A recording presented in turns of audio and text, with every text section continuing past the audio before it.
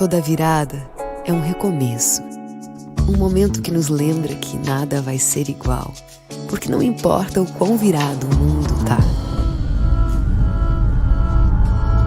Toda segunda-feira vira final de semana, todo agosto vira setembro e todo inverno vira primavera.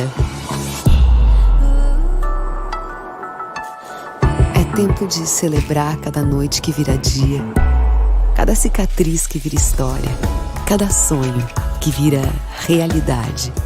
Primavera, verão Renner, virada dos sonhos. Poder fazer escolhas significa conquistar um dos maiores desejos da humanidade, a independência. E o Sebrae abre as portas para pessoas que escolheram a independência e transformaram sonhos em projetos de vida, que ajudam a gerar empregos, desenvolver a sua comunidade e a transmitir a cultura empreendedora no país. Um lugar onde todos têm liberdade para escolher, inclusive escolher empreender. Sebrae, a força do empreendedor brasileiro.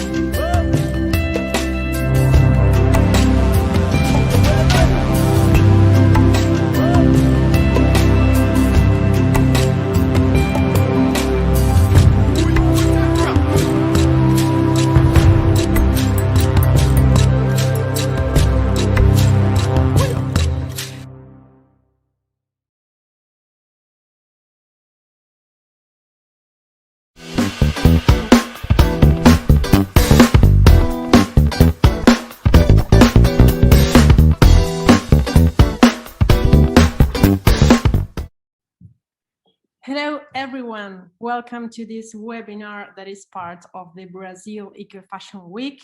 I am Lucia Lopez and I will be moderating this conversation among these three amazing women leaders in upcycling who will address the topic of this panel, that is strategies for upcycling in scale. We will be sharing this with Agustina Comas from Comas in Sao Paulo, Brazil, Carmen Gama from Eileen Fisher and Make a New in New York, and Reed Aus from Reed Aus in Tallinn, Estonia. But before that, I would like to deeply thank the team of Fashion Week for this Brazil Eco Fashion Week for this opportunity, and of course our panelists. So I will shortly introduce myself. I am a fashion designer born and based in Uruguay, and for the last years I've been working on upcycling practices and researching alternative textile waste management strategies. So I also have the pleasure of being an assistant lecturer at the Universidad de la República, that is the public university here in Uruguay. And that allowed me to research topics related to fashion practices and circular fashion, and to intersect a wide range of actors from the industry and the academy, including Agustina Comas, with whom I have worked on different training projects in circular fashion, both in large companies and also at the university. I understand these crossings are key to addressing sustainability in fashion, because to achieve a cultural change that will eventually lead us to a sustainable future, we need to work in collaboration. And we need to face the problem from all possible solutions. Today, we are here to discuss just one of these possible solutions, that we have to solve the great problem of textile waste, and that solution is upcycling. We could define upcycling as a process of transforming discarded garments or textiles into new products of higher value. And to do this, different designers have developed diverse techniques and strategies that allow us to transform textile waste into a perfectly marketable product. This is being done on small scale, but also in big scale.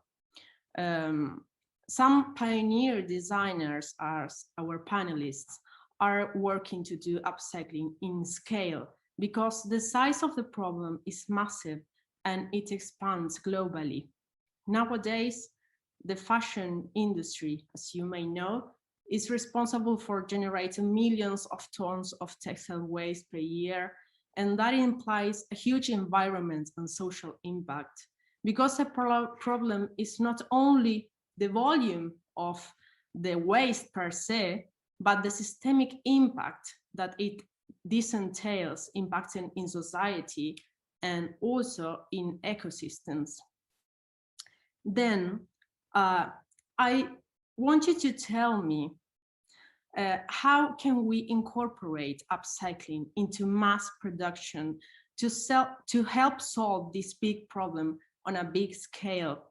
So please, I will shortly introduce you, and then I like you to tell us in a few minutes about your projects and brands and how have you been working on upcycling. So now I will just shortly introduce you. I have your mini bios here. Well, Carmen Gama is a New York-based circular system designer born and raised in Mexico. Carmen specializes in design scalable solutions for pre- and post-consumer textile and clothing resources.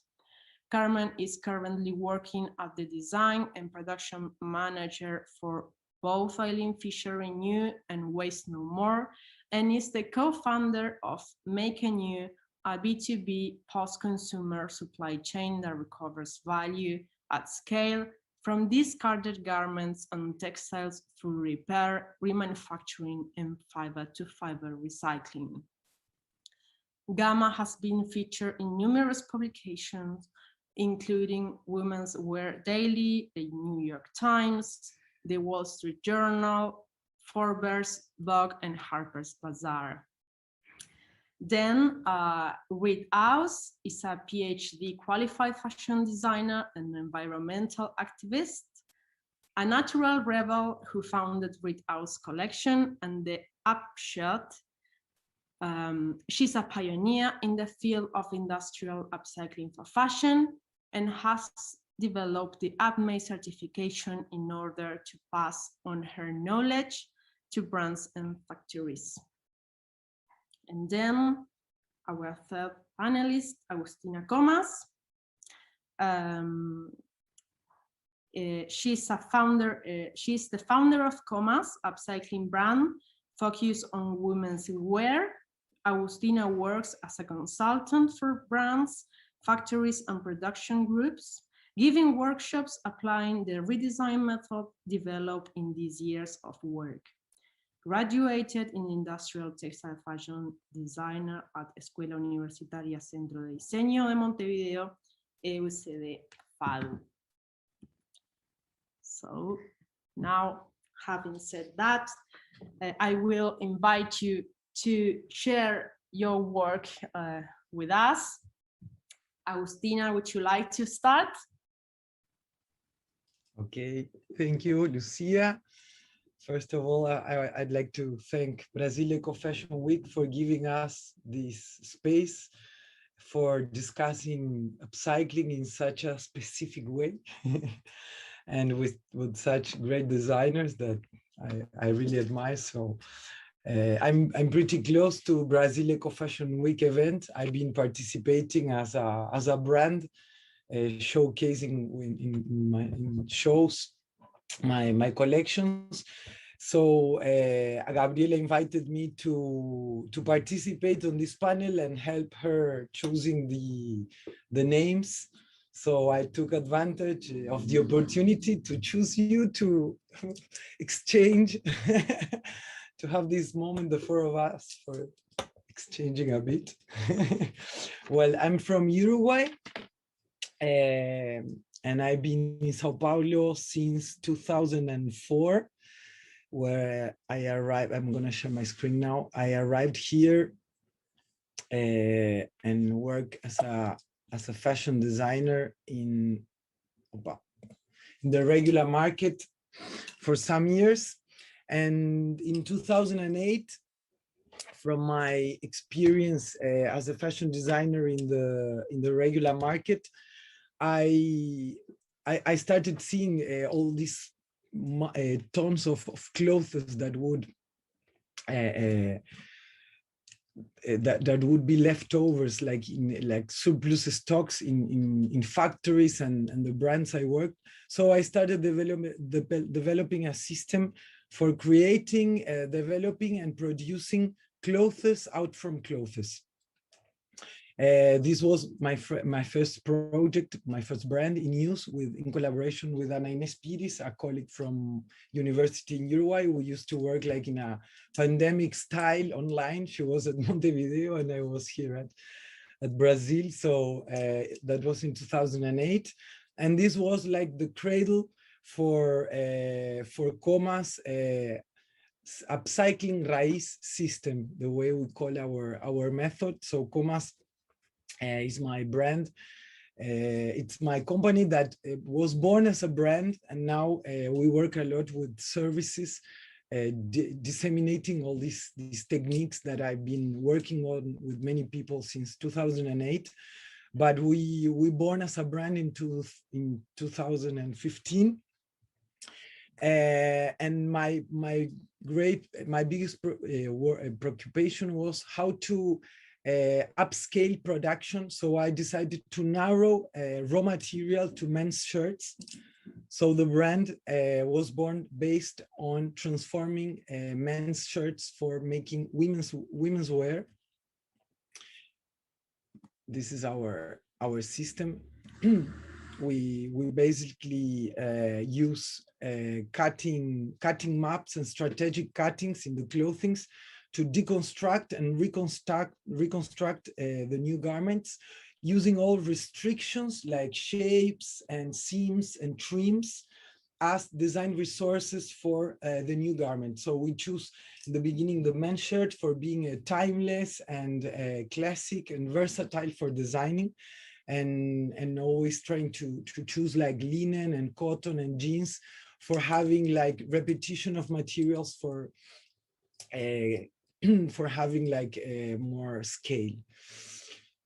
So for some years we only work with transforming shirts. Afterwards we added some other garments to transform and also other materials. And for this here, there are some images of our work. These are some images from some shows at Brasil Eco Fashion Week. And for buying these shirts that were defective shirts from factories, large factories in Brazil, we started making these visits for choosing our material. And we started looking at production leftovers, textile production leftovers. That was something that as a designer, I had already seen a lot, but I had never like thought, well, what can I do about it? It was like, I know, that's so painful. That's so painful. So in 2017, we were at, when I say we, it's Isabel and me. Isabel is my assistant and partner. She's from Uruguay as well, from the same university as Lucia and I. And she's been here since the beginning of Comas, and we team up, we work a lot together. So in 2017, we got some like large bags with all the textile left over from some cuttings of shirts, and we took it to our atelier to make like textile experimentation with different techniques, observing all this material as different materials, like all the shapes that we have in the leftover cuttings as different materials already cut. with these crazy shapes they have.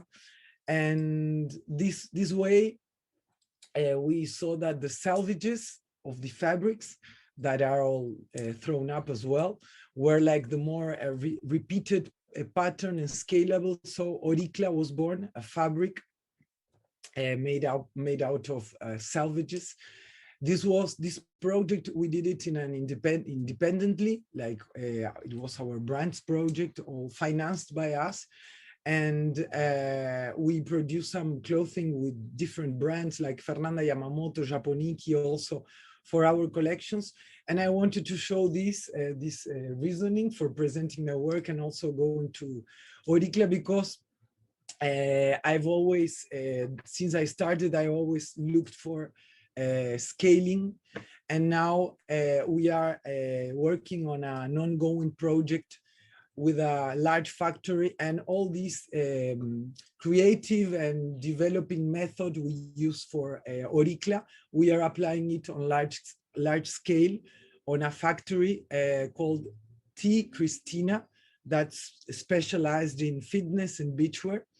That, like most factories in Brazil and the world, produces tons and tons of leftovers per month, like 10 tons of leftovers approximately they produce per month. They have a very large production for many important players in the market. And they produce mainly with polyamide and spandex and polyester, so it's such a delicate problem they have. So we started in February working with them, designing a system of products to solve this problem. So the products we are developing, they are like the result of a system we are designing. It's a design used for solving problems, actually. So now we are on the traction phase. And actually what we do is to analyze all these crazy shapes and try to use some finished form that they already that they repeat. For instance, let me show you this first. Like this we call feathers, that they are the negative crotch of the curve of the legging.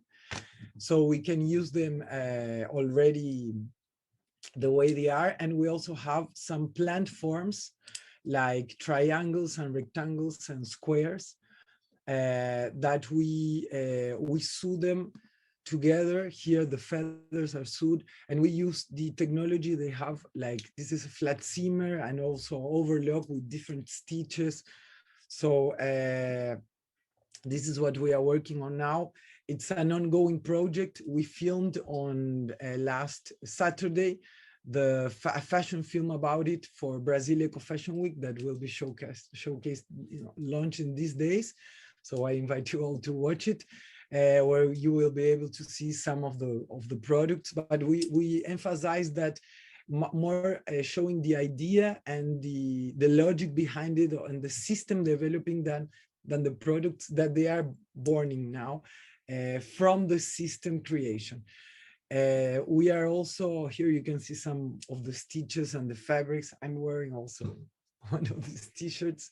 And we are also developing different techniques, like this one that we designed in collaboration with Contextura. That's a brand from Porto Alegre that work with pasting fabrics. And also we are developing like macrame and everything on high scale, because the leftover is really large in scale. But actually this is what we are developing in the first place. So that's it. We have quite a challenge ahead for resolving all these tons with this system. Thank you, Agustina. So Carmen, would you like to continue? Yes. First, thank you, everybody. Agustina, congrats. That was really amazing, your work. I want to thank Brasil Eco Fashion Week for having us, and for everybody who's going to be watching this webinar. I'm gonna share my screen.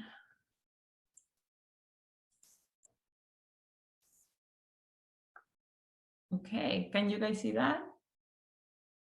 Yes. So, hi, as Lucia mentioned before, I'm Carmen Gama. I am a circular systems designer. I specialize in finding scalable solutions for pre and post-consumer waste. Post-consumer waste is just garments that have been used by a customer, and pre-consumer waste is basically what Agustina was showing on the last slides. Is just the leftover of fabric cut scraps from production. So I am both the design and production manager for Renew and Waste No More at Eileen Fisher. And I will talk a little bit more of what I do there. And then I will also talk about the company that I co-founded with my partner in crime, Carolina Bedoya, who's from Colombia. So I will start with Eileen Fisher, Renew and Waste No More. So for those who are not familiar, Eileen Fisher has a take-back program. Basically is what we do is we buy back all of the garments that the customers from Eileen Fisher no longer want, and we give them a $5 coupon for that. And what we do with them is like a lot of things. So Eileen Fisher Renew is the take back program and the resale program.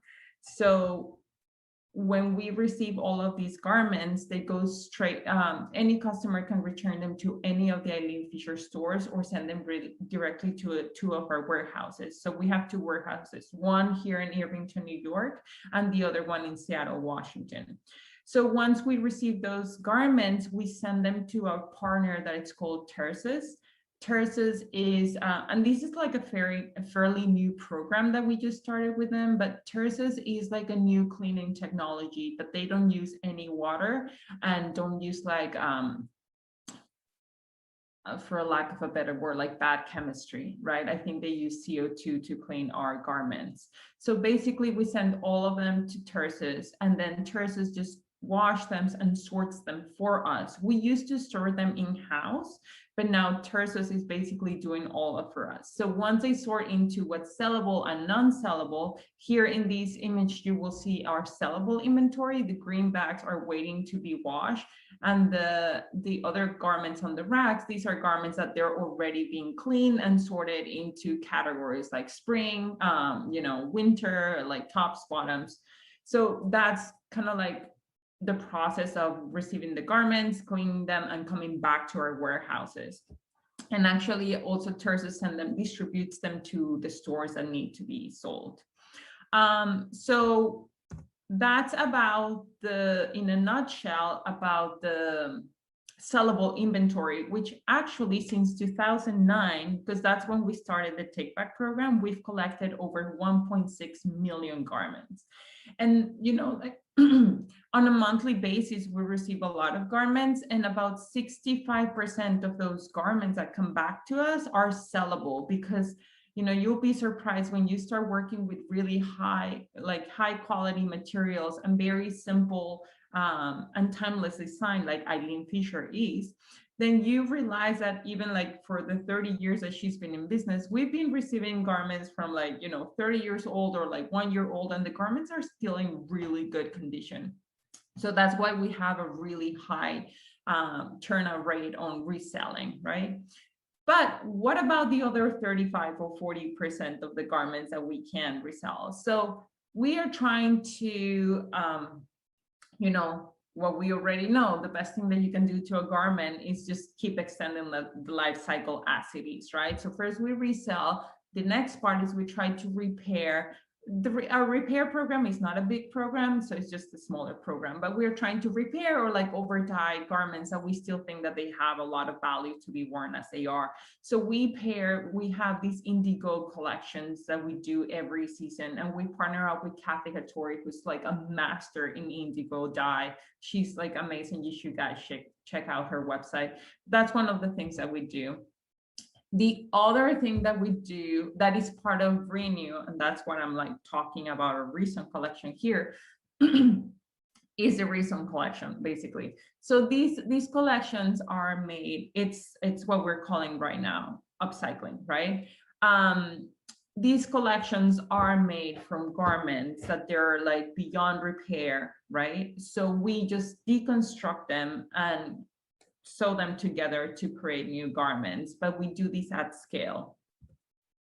So this is kind of like what our damage inventory looks like. This is more, it's very different. Our damage inventory has to be sorted into a lot of categories, because if you don't know what you have in hands, you can't propose a solution. So we sort them by fiber, by color, by style. So once we know that, we go into a system, and every time that we have to do a collection, we go into the system and see how many units we have of X amount, and then we start designing that way. So this is on the left side, you see our sorting of pants, right? All of the pants here is just the generic category. It's just a very specific cotton pant that we have there. But then after that, then they're just gonna go and break them down into by color, by style, and all of that. Once we have that, and on the right side, you know, these are bundles of already garments deconstructed that they've been like arranged into the colors and the patterns of the dress. In this case, this is the dress that we are gonna be produced. And actually, this dress was very small units. We just only produced like 100 of them, because it was like, we realized that silk, it was extremely damaged. So it was really hard to work with silk. So after, well, that other photo that you saw, it was kind of like after these photos that I'm going to show you. But basically on the left side, you can see all of our pants have been deconstructed, and they're stacked, and they're like, our cutter, he's just cutting them into the patterns that we tell them. And we don't cut one by one. Our system that we develop, it allows us to really cut like at least 20 to 30 layers at the same time. The photo on the right side, it's our factory. We called it the tiny factory, right? That's where we sew all of our garments. But that, we used to do that a long time ago. Now we actually partner with local manufacturers in New York City to sew our resewn collections, because our factory in-house, which that's where I am located, we only focus on the felting materials, which I will talk in a bit. So these are some examples of the garments that we've done for Eileen Fisher. You know, we've done scarves, glovettes, vests, you know, bombers, and, you know, we have a patchwork coat, patchwork bags. But like, I think for me, my biggest challenge, and something that I'm extremely passionate about, is like, how do you make garments that they literally don't look that they're made out of garments? So that's a constant challenge that I'm like really working towards, because I think in the future, you can just have like racks of beautiful garments, and people are not going to know that they're made of garments unless they see the tag. You know, it's the future. So that's kind of like where my mind always goes. These are some samples of stuff that we've done in the past. I think these was the two on the right, the coat and the sweater. We did a collection for Nordstrom, and the one on the left is just the silk top that we did for Eileen Fisher. And again, because I'm designing for Eileen Fisher, these has to be like styles that we use existing Eileen Fisher patterns. We just rework them so we can accommodate the product that we have in-house. So the other project that I do for Eileen Fisher, it's called Waste No More, right? Siggy All is the creative director of this program, and I'm the design and production manager for it. So basically, our Waste No More program, we have a huge felting machine in-house that has a capacity to felt garments and create new products, right? So for example, I just have here some like coasters. These are made entirely from garments. So one of the few things that we do is we do wall works. So Siggy is an artist. So she creates these beautiful wall works that you see in these walls, and they're all made literally from deconstructed garments. Like, it's kind of like painting with clothing, literally. The other thing that we do is we get a lot of commissions from private homes and hotels. So the Miami date, that one we actually did during the pandemic. I've been coming to work for a really long time, because that project took us, it was like 700 square feet of just garments. It was just my boss, Siggy, and myself just like deconstructing, cutting, you know, felting, because we were the only two allowed to come to work. So it was such a fun thing, but at the same time, very stressful. The other thing that we do with our felting product is actual product, you know, accessories, home goods, all of that. So these are fabrics. These are really long fabrics that we produce because we're going to cut the accessories from them. But they're just by itself, they're just beautiful, right? So on the left, you can see some pillows that we do. On the right, we do, you know, like accessories. And then all of that gets sewn in-house on the factory that you sew. We have also done some collaboration. The first one that, and the only one that we've done is with West Elm, right? So West Elm really love our denim fabrics that we have produced in the past. So we did these denim on denim fabric, and yes, you can felt denim on denim, and it felt perfectly. You know, it's just the needles, they just did their magic. So how does this work? That's the felting machine that we have in-house. And basically we deconstruct, and that's Ashley. She's the guru of the felting machine. She's basically like, she's the only one who's literally able to figure out this machine. She doesn't have an engineering background or anything, but she's just like a master. So she creates our beautiful fabrics, like Siggy and myself kind of like design them, and then she just produces them. You know, she's Ashley on the other side of the machine, and just kind of like receiving the fabric. And then on the right side, you can see, well, you see myself packing there, and then you also see our sewer Swanee says she's sewing. I mean, she's like, you know, working on our accessories. And we are a very tiny team, so literally we all do everything. Like I can be sewing with my team on the floor when we are like in a rush, or I can be like literally just packing garments, you know, I mean, packing the product. So it's like we literally do everything ourselves. And I think that's the best way for us to interact and really understand our sewer or our team's need, and for you to design garments. So these are some of the samples of the product that we produce. Okay, so that was for Eileen Fisher. Now I'm going to talk about my own company that it's called Make a New, that I mentioned before. I founded with Carolina Bedoya, who's my best friend and co-founder. Actually, Carolina used to work at Eileen Fisher. She used to be the recycling manager for Eileen Fisher Renew. So how did we start Make a New?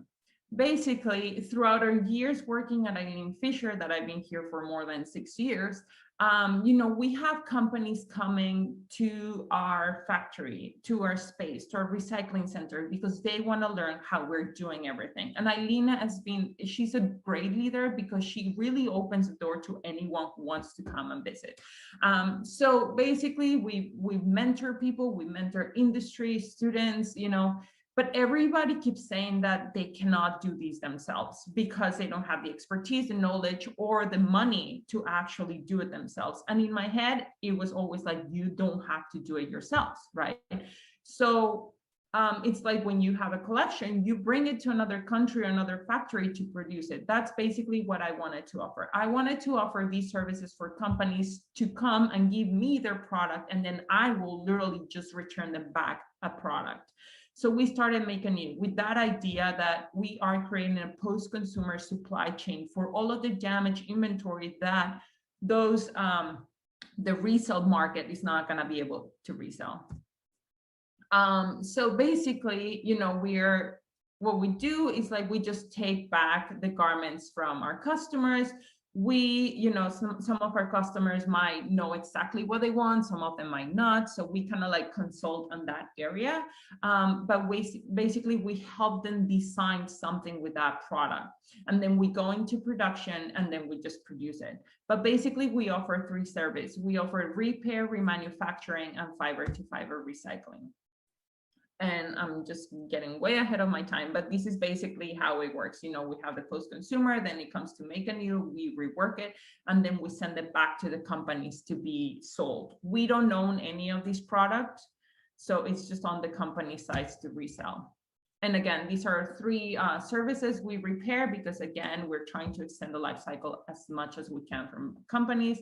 We are called we remanufacturing, which is the action of taking apart and building back together. And then we do fiber-to-fiber recycling. We have a lot of partners here in the United States and South America to help us do these. And that's basically it. I'm just really excited to be able to contribute at a larger scale with companies, but at the same time, I'm also really happy to be working with Eileen Fisher. So it's kind of like two worlds. But yes, thank you. Thank you, Carmen. Impressive work also. Thank you. So now, Reed, would you like to share? Yes, thank you. Of course, I would like to. In just a second, I share my screen. Yeah. Sorry.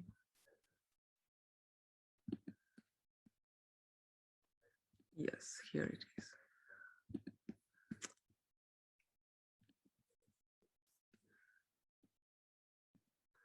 So I have to really say that the two previous presentations, they have been just amazing. Thank you. Extremely interesting work, what you all have done.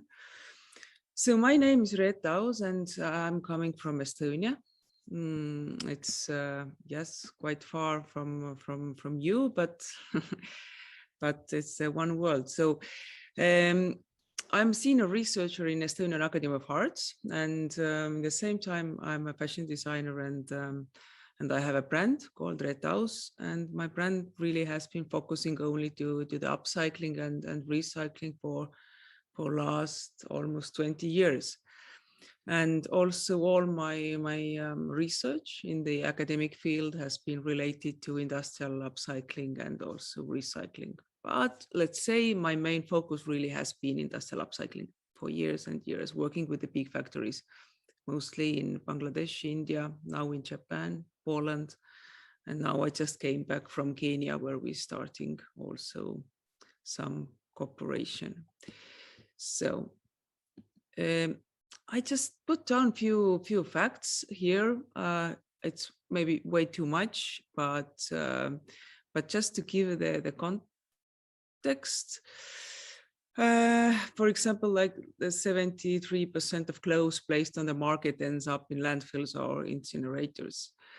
And facts like the fashion industry is responsible for 20% of all industrial waste polluting worldwide, or the fact that in EU we are able to collect only 25% post-consumer waste, and from this 25, only 1% goes actually to recycling.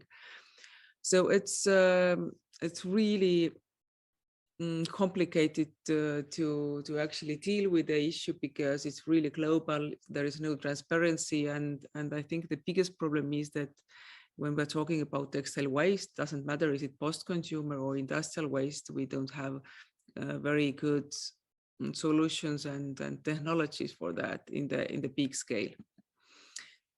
And in EU. The Waste Framework Directive says that we have to collect separately textiles by 2025. It gives us basically 3 years, but as I said, we are able to collect only 25%, and we are able to circulate it back less than that. So I would say the problem is big, but we know a bit what to do with that issue. And that's how the circularity comes in. How can we really circulate back the textiles? Here is a little drawing about what we are doing and where we are mostly focusing.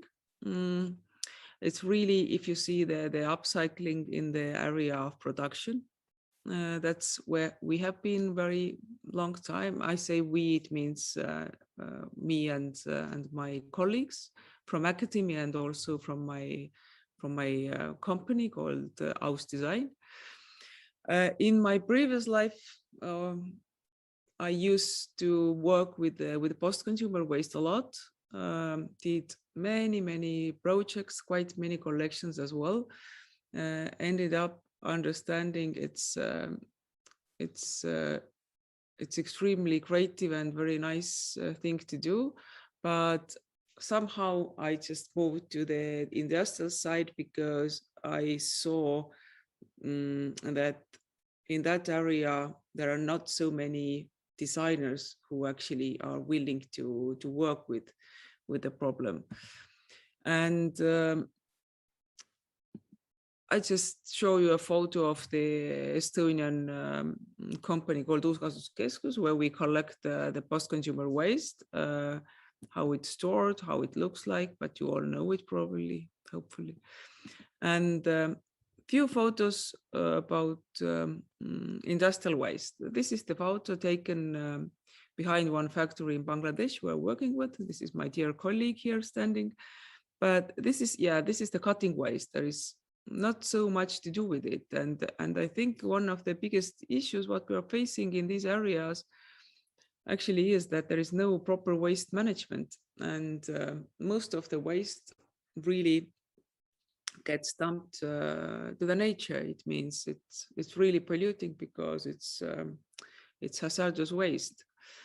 Here are some rollants, material we are working mostly nowadays. This is overproduction. As you know, there is in production always there is 3 to 5% overproduction, and that ends up as a waste in the factories as well.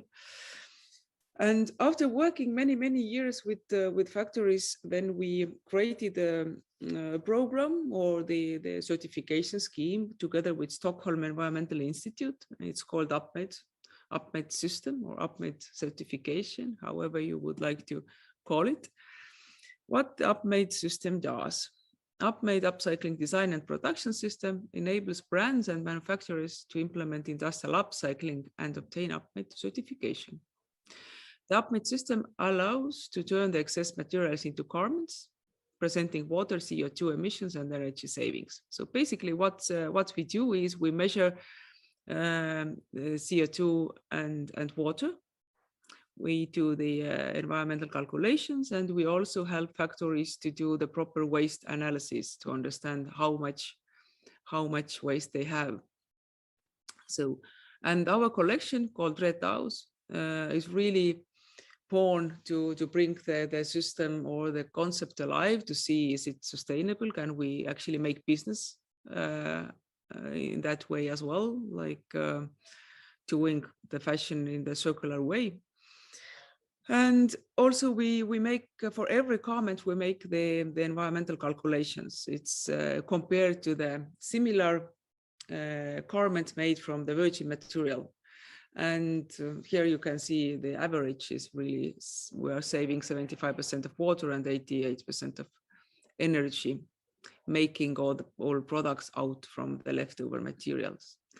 And then I will show a few photos of the collection, just that you could see basically using leftover materials, you can make completely normal products. It doesn't have to look like made from the waste, what a lot of people are afraid of. This has been for me a very big surprise that people expect upcycled fashion to be something visually not attractive. I think basically it's just the matter of design.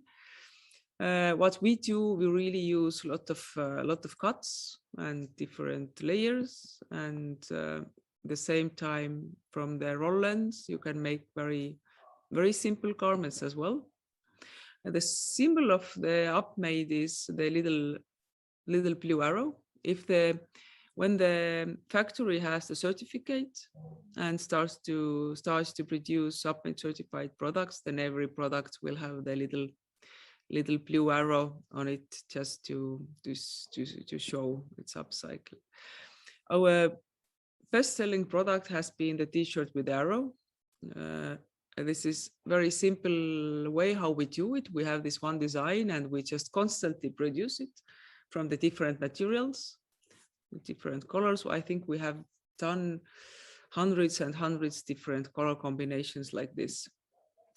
This is we had a project with one Estonian, or actually Finnish retailer, that we collected jeans back and then sent to the recycler and made the yarn. Then one part of our collection is also recycled knits. This is something we are still working on right now, because in this region we don't have a very good recycler plus like yarn maker. We are buying in the yarn right now from Italy, but we actually, today was a very nice day. We started the project in developing the recycled yarn here in this region as well. And we are testing jeans, t-shirts, and home textiles, 3 categories. And I really hope that the next collection, what we are already designing and producing, is made from the recycled yarn we have been developing ourselves. And that's it, really shortly. There has been so many other things, but I think for today it's enough. Thank you. Thank you, Red. Also amazing work. Well, now let's talk more about materials and processes. I wanted to know how can different garments and fabric compositions affect or can affect upcycling at scale, specifically in garment-to-garment upcycling? I mean, from your experience, do you find easier to work with some kind of fabric or garment typologies? And if so, why is that? Each one, any of you? Well, I can start. I feel like, I mean, it's one of the reasons why everybody's upcycling jeans is because it's, for me, it's tend to be the easiest material to work with, right? It's woven materials tends to be easier to re-sew, right? Because they don't stretch, they stretch, but they don't have a lot, they have a bit more structure. The more difficult materials in my case are like the thinner materials, the silks, knits. Knits are kind of like a headache to actually turn into, to deconstruct and sew them back together, right? None of these is impossible to do, but it's just, I think it presents a lot of difficulties when you're sewing them back together. Because, for example, we had a dress that we created that it was velvet and chiffon. Our sewers hated us during that production, but it was possible, right? There's a lot of learnings, because also the other thing is that when you're sewing these, to maximize the use of the materials that you're using, you really don't taking into consideration, well, at least we don't take a lot into consideration the straight grain of a material, right? So things might be slightly on diagonal, so sewing those can present a challenge. So everything is possible, but it's more on the, what are the skills of your team to actually be able to sew these things. Okay, thank you. And Red, Agustina, do you have a comment on that? Yes, I could just say that I completely agree. The knits are the most difficult ones. I have done a lot of theater projects in my life. I've been working as I'm really sorry, as a costume designer for a long time. And yes, when you do the things like one design things, then you can play with the material and you can do really different things. But if you would like to go to the production, then yeah, definitely denim is the easiest, because it's always the same. Of course, the cut a little bit is changing, but basically you know what you get from there, and that makes it really easy. I agree. And that's what I've been working a lot with men's shirts, because cotton and linen are pretty easy as well. But I also think that it depends pretty much if we are talking about pre or post-consumer waste, even we are talking about garments, because post-consumer garments, they are already used, so the knits, they have stretch, but pre-consumer, they are like quite more, just like new. So in that case, I think that for thinking of scale, the question is much on repetition. If we can like gather all together like a kind of fabrics and clothes from the same fabric, and have like a factory that uses its own structure that already uses for produce that kind of fabric, but for upcycling. So in that case, I think it's pretty possible with needs as well. So if we think of pre-consumer waste, like garments, surplus stocks, I think that the material is not much a limit, but it's more like the will of fabric of factories like to learn doing so. Mm-hmm. And about the technique, which upcycling techniques do you use in order to face that garments and materials characteristics?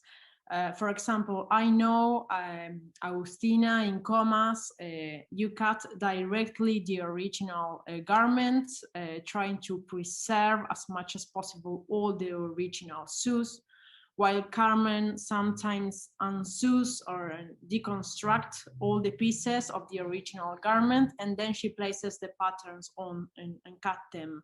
What is the criteria for choosing the technique, and which do you think is best to scale upcycling?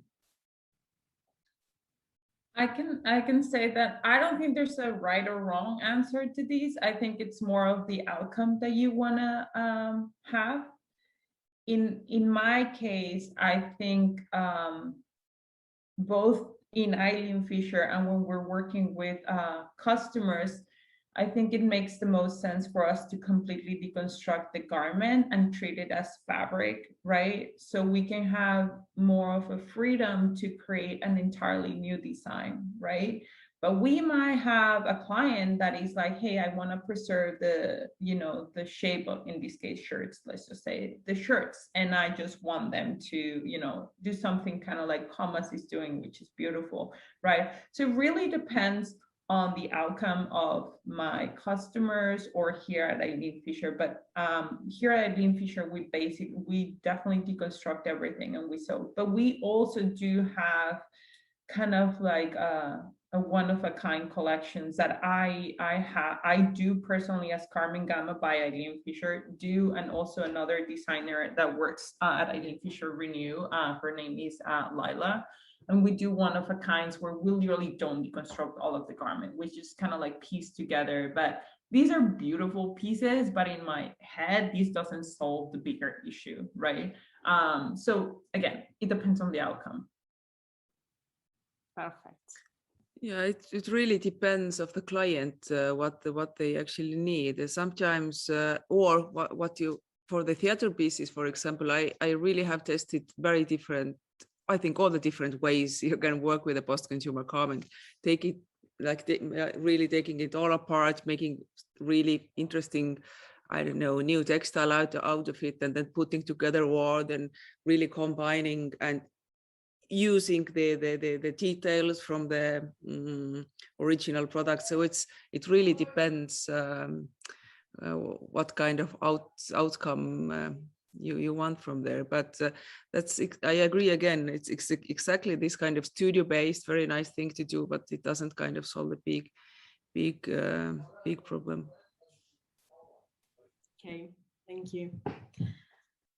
Yes, when I started like trying to cut, I was trying like to have zero waste and also less work because unsewing is pretty much. So I'm always trying to think, how can I like put together like the layers of the clothes already made and cut them and then maybe open them and cut again. So I imagine like these large cutting machines, laser cutting machines in the factories I work with, like piling clothes already made and maybe having cuts with the clothes, I don't know, or even cutting the seams. So I think of cutting more like on that way for having less work, but I don't know, I haven't already like experienced a high scale producing from remanufacturing clothing, and that's what I'm gonna start a master's degree. I hope so. I'm in the selective process at FAO in Sao Paulo. So Rita, I'm gonna talk with you a lot more, I hope. And I want to work on this, on remanufacturing on scale, because it's really something that I've been like trying and it's hard, like how to preserve the most of the clothing without having like all this, only this upcycling phase, and also like being productive challenges. And Reed, about your program May, can you tell us, for example, about that the cuts, the fabric cuts, how the programs tells you how to puzzle all that cutting waste, or do you do it manually?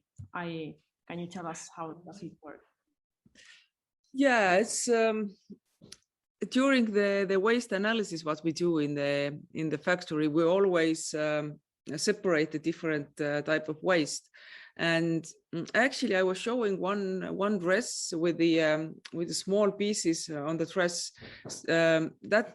These pieces are actually cut out in the moment when you cut out the original product. That's most effective way to do it. If they do the marker, where they put the pattern there, then you always, you know how big is the efficiency. If the efficiency is less than, I don't know, 80%, actually you can already design the product and think what kind of details you would like to use, you can place in there. So that's the most efficient way to do it. When cutting is done already, I mean the original product, and you have just small pieces of the cutting waste, it's really difficult to work with, because you really have to kind of put it in one way that it doesn't, you know, usually it goes just to the floor and it's gone. We have been testing these ones as well with some products. Like for example, if you go to some like fashion items, they have efficiency only 50% if the pattern is really complicated. So that's again something like what designers should think if they design something, that they should be efficient in this point as well, that the pattern would be more efficient. Then you basically, if you organize it well, it's just a matter of organizing things. If you have the racks there just standing next to the cutting table, you just place them there and then you go to the next cutting table. It's possible to do it, but then it's really about organizing the work well. The best material to work with is roll ends, which are also leftovers from the cutting table, and also you can't imagine how big part of the waste comes actually from the mills, from the cancelled orders, wrong color, etc., etc. And all of that, like really, like yards and yards of very good quality fabric. But this is waste because the client didn't buy it out.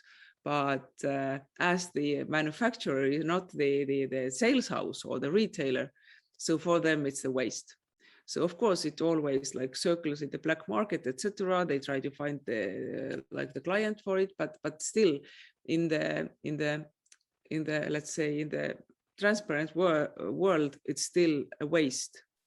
But yes, we are always working one way, that we go into the factory, we analyze them, we separate the different type of waste, and then we always circulate the waste back to the production inside the factory. We never take the waste out from the factory and then make the product there. We started working with overproduction as well.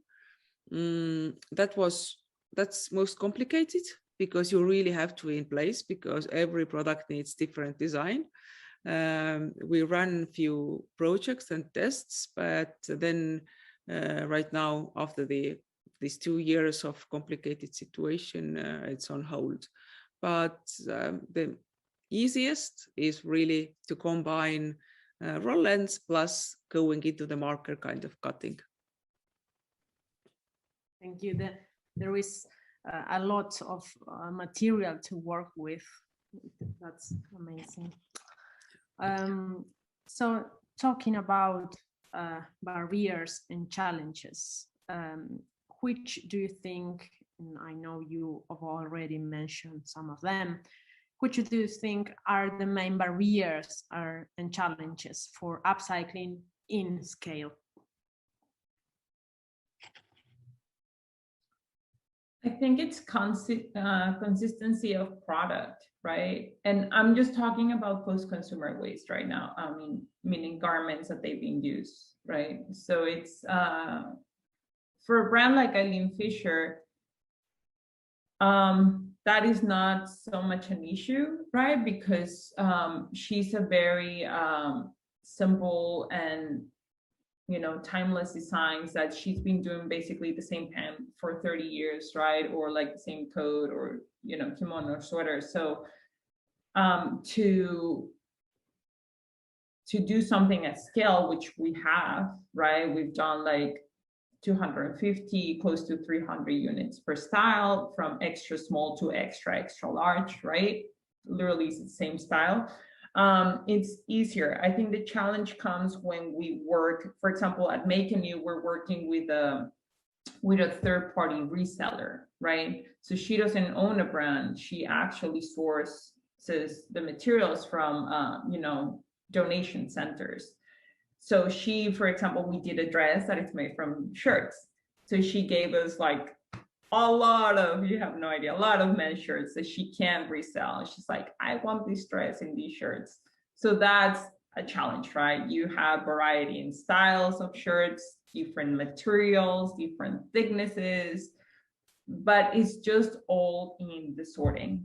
It's like Reed was saying, it's all about categorizing and organizing yourself. If you don't know what you have in hand, you can't produce anything. But it's just a non-consistency of materials from different brands, and the blends, the fibers. So there's a million challenges. Yeah. Yeah, that's true. Yeah, that's true. I just wanted to add that it's when you work constantly with these different materials, then finally you end up thinking that, okay, why this industry is not regulated at all? Like, why don't we use monomaterials? Like, why we are making our life so complicated? Why we are not thinking, like, it's not a question what to do with the waste, but what we should actually be thinking, what kind of product we place to the market. Like, I think the design phase nowadays is really, really not very good, because we are not thinking about circularity in the moment when we are designing the product at all. And that makes our life very complicated. Basically, it's constant puzzle all the time, but it's, of course, it's interesting in the same time, but still, yes, too many problems. Yeah. Yes, I would like to add. I want to add that repetition is like everything. So if we could use like factories that already produce some kind of products and fabrics, and like use all the productive system to have like a symbiosis in nature, and have like these upcycled productions inside all the already fluxes. It's like, it's so easy if we think it like that. But also there are like many materials, like, as Reed said, that are put into market that are not even worth upcycling, because they are so horrible and so like unethical and so pornographic, so that they shouldn't exist. And that's not something we will be able to solve, because it's like the problem is, so I think that the biggest challenge is it's cultural and systemic, and it's on the leaders that are leading, like the fashion brands and the factories that are producing the waste. So they are not giving like the right direction for the designers to put the right product on market. And also they are not understanding that for making this pivot, like for making this turn, we cannot continue with the same way of working. We have to work different. So I had some issues with a very large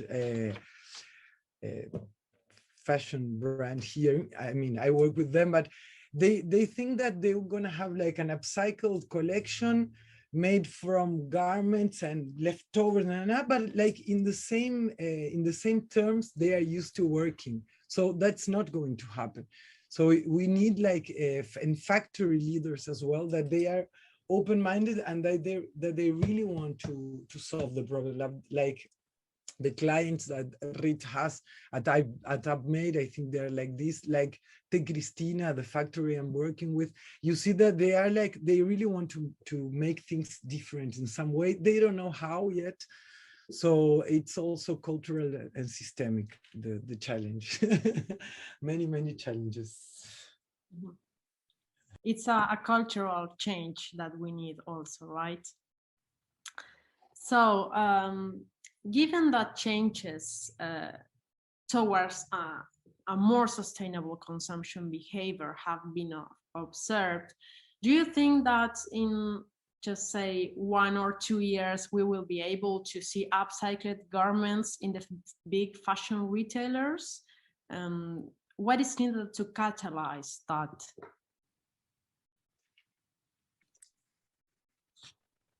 Yeah, please, Carmen. Yeah. No, go ahead. I was just saying that at least in Europe, I can see, because EU is really strongly pushing the circularity. And when we really have to collect 2025 everything separately and circulate it back, then there is no other way. It has to happen. And that's the only way I think it will happen, if the policymakers will really push it. And in the same time, actually support the academic research, the research and development, so that like people like us who are like working and also academics, they actually can offer the very practical solutions for the industry.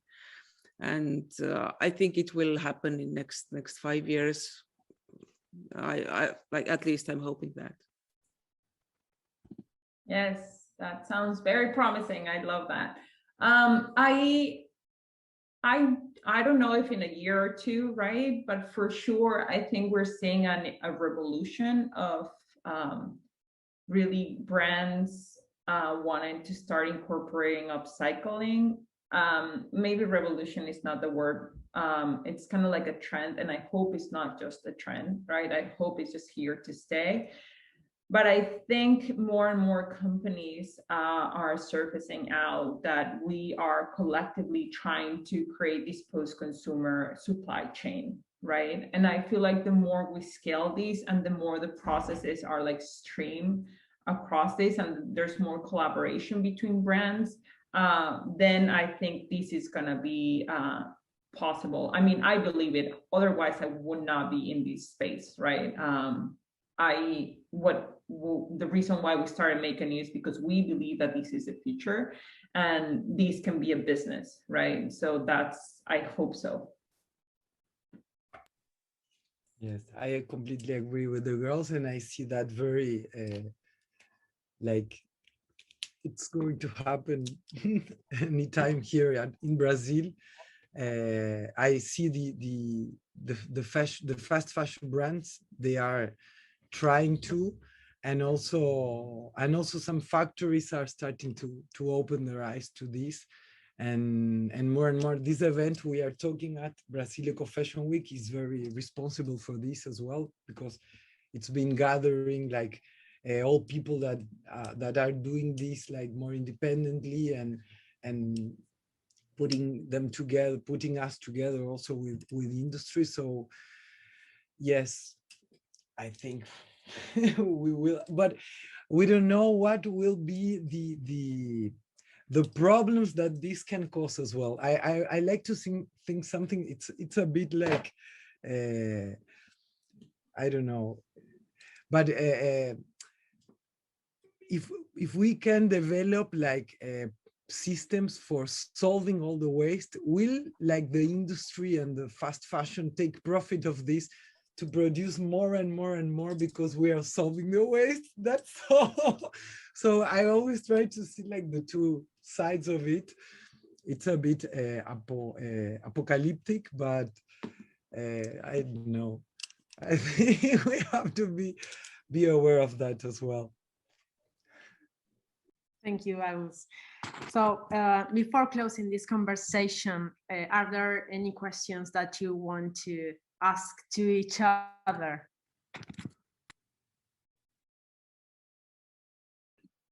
I would actually like to ask Carmen, how long you have been running the program in the bigger company in Eileen? Yeah. In Eileen Fisher? Yes, Yeah. we've been doing this for over 6 years. The Waste No More program is it's younger. I think it's 3 years. But yeah, for the remanufacturing, it's 6 years. But right now at Eileen Fisher, we're mainly focusing on the felting part of the, you know, of the solution of everything that we have in house. And we are beginning to explore bigger on fiber to fiber recycling. But yes, actually, I met one of your partners a while ago in an event. So Really? yes, I'm pretty familiar with your work for a while now. I think we met them in Brooklyn. Yeah, it's really impressive, the work that you guys do. Oh, thank you. The same. I'm really impressed. So it has been extremely interesting to listen what you do. And on the other hand, it's so good feeling just to see that there are so many of people who actually really enjoy doing this upcycling, because I had very long time the feeling that it's so hard to find somebody to talk with. So I'm really thankful inviting me here to talk with you.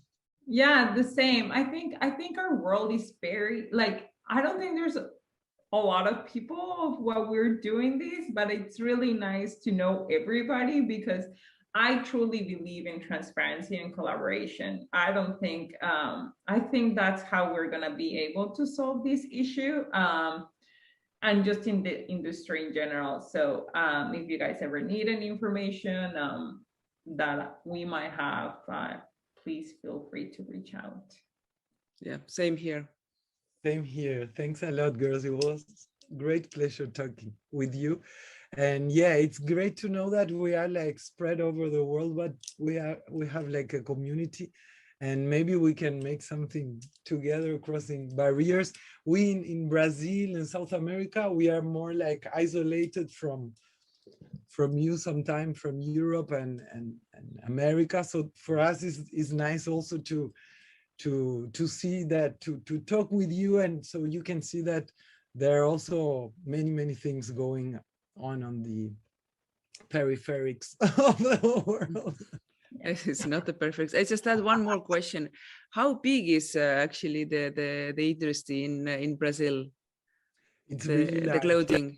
For example, yeah. In 2018, they produced 255 billion clothes. Alrighty. Mm-hmm. Yeah. So you have million or millions? Yeah, sorry. 5.7 billion. 5.7 billion. Oh yeah, because I'm like, the overall globe production is around 100 billion. Okay, good. No, sorry, 5.7 billion. 255 million. It's like what was like leftover from like surplus stocks. Okay. When you cross with the data from brands of how many clothes were sold, 255 million is like surplus stock that goes like some people buy from one city to another, or they go stock in warehouse, or they go burnt or to landfills as well. But I mean, it's 5.77 billion in 215. Okay. Yeah, it's pretty large. Girl, unfortunately, we are running out of time. Agustina, Carmen, Red, thank you so much for this nourishing conversation, and I hope to see you soon and keep in touch. Keep working and sharing your work. That is completely inspiring. And thank you, Brasil Eco Fashion Week, for this space, and stay tuned for all the upcoming activities at the event. So thank you very much. Hope to see you soon. Thank you. Bye. Thank you so much. Bye bye.